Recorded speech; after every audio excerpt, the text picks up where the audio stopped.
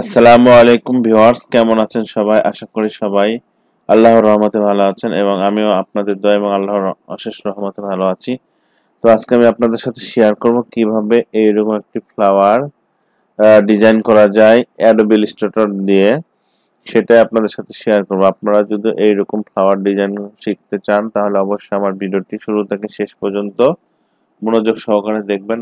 ইনশাআল্লাহ আশা করি এর থেকে ভালো আপনারা লোগো ডিজাইন শিখতে পারবেন।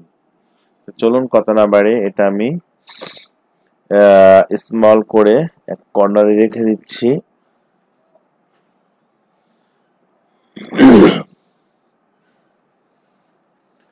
এরপরে আমার যে ফিল কালার আছে এখানে এটা আমি নান করে দিচ্ছি, আর স্টক কালার যেটা আছে এটা এনামেল করে দিচ্ছি এবং ব্ল্যাক কালার দিয়ে দিচ্ছি।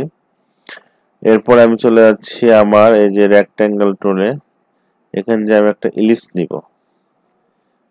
নিব, কিবোর্ড থেকে শিফট এবং অল্টা বাটন ধরে মাউস ড্র্যাগ করলে আমার সমানভাবে যত বড় ইচ্ছা বা প্রয়োজন তত বড় আমি ইলিপস নিতে পারবো। তো আমি এই এই পরিমাণ নিচ্ছি একটা ইলিপস।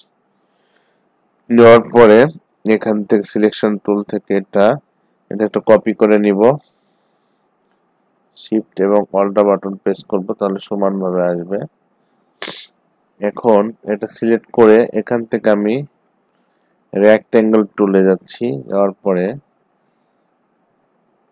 এই মাঝ বরাবর আমি একটা রেক্ট্যাঙ্গেল নেব এভাবে। নেওয়ার পরে এটা আমি মিলিয়ে দিব, এর সঙ্গে মিলে গেছে। এরপরে এই দুটো সিলেক্ট করে আমি চলে যাব পাথ ফাইন্ডারে। আমার এই যে এই পাশে যে বার আছে এখানে দেখা যাচ্ছে, এখানে পাথ ফাইন্ডার নামে একটা অপশন আছে এখানে। তো আপনাদের যদি এখানে না থাকে বা না পান তাহলে এই উইন্ডোর মধ্যে যাবেন, উইন্ডোর মধ্যে দেখবেন যে পাথ ফাইন্ডার নামে যে এখানে ক্লিক করলে অটোমেটিক চলে আসবে।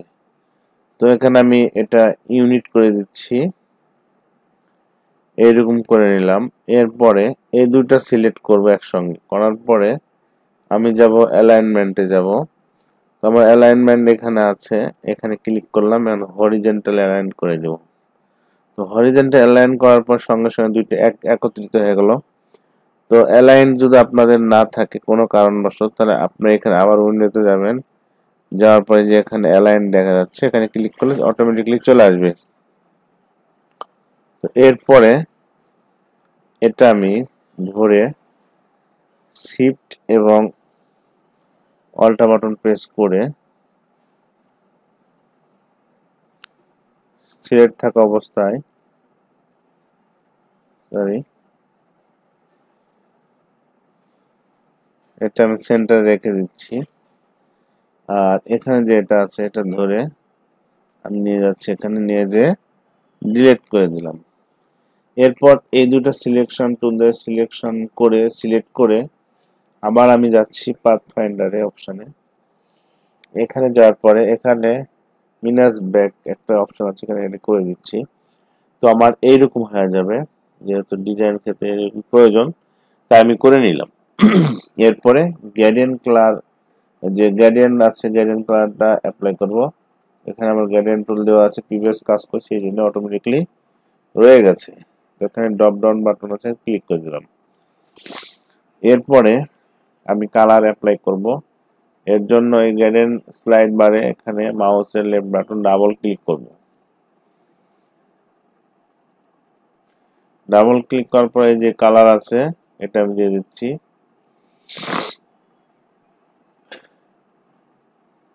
এরপরে সিলেক্ট থাকা অবস্থায় গ্রেডিয়েন্ট টুল দিয়ে একটু কাস্টমাইজ করে নিচ্ছি, উপর থেকে আমি একটু নিচে এভাবে করে দিচ্ছি হালকা। তো আপনারা এভাবে করে নেবেন প্রয়োজন অনুযায়ী। এটা ভিতরে ঢোকা দিই। এরপর আমি চলে যাচ্ছি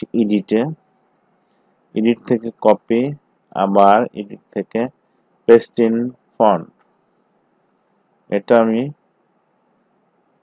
শিফট ধরে 270 ডিগ্রি অ্যাঙ্গেলে ঘুরিয়ে নিচ্ছি। দেওয়ার পর এটা আমি সমান করে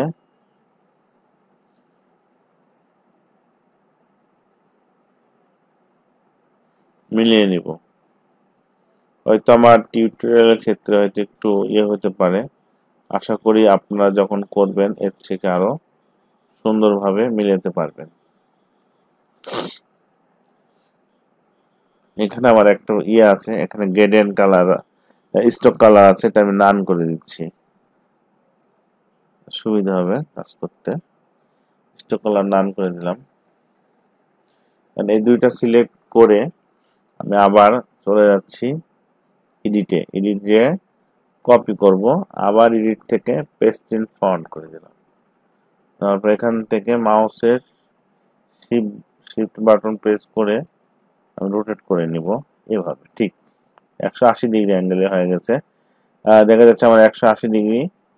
ওকে, এরপর এটা ধরে একটু জাস্ট নিচে দিয়ে দিব,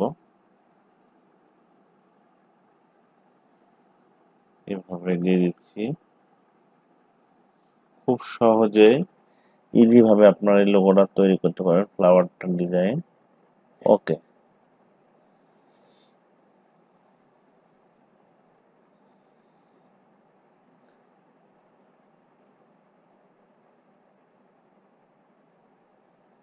ওকে, এরপরে সিলেক্ট করে একটু রাউন্ড করে দিচ্ছি বাবা। ওকে, আশা করি পূর্বের যে লোগোটা ছিল বা ফ্লাওয়ারটা ছিল অটোমেটিকলি এইরকম হয়েছে। হয়তো একটু কালার 19-20 হতে পারে কাস্টমাইজ করার জন্য, তো লোগোগুলো সেম একই হয়েছে, হয়তো কালারে একটু ডিফারেন্স হতে পারে, এখানে আরো কাস্টমাইজ করলে কম বেশি করা যায়। তো আশা করি এই ভিডিও দেখে আপনারা সুন্দর করে একটা লোগো ডিজাইন করতে পারবেন, ফ্লাওয়ার ডিজাইন করতে পারবেন।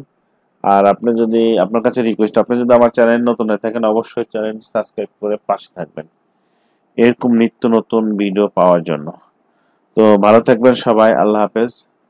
সবাইকে আবার সবার সুস্বাস্থ্য কামনা করে এখানে শেষ করছি। আসসালামু আলাইকুম ওয়া রাহমাতুল্লাহ।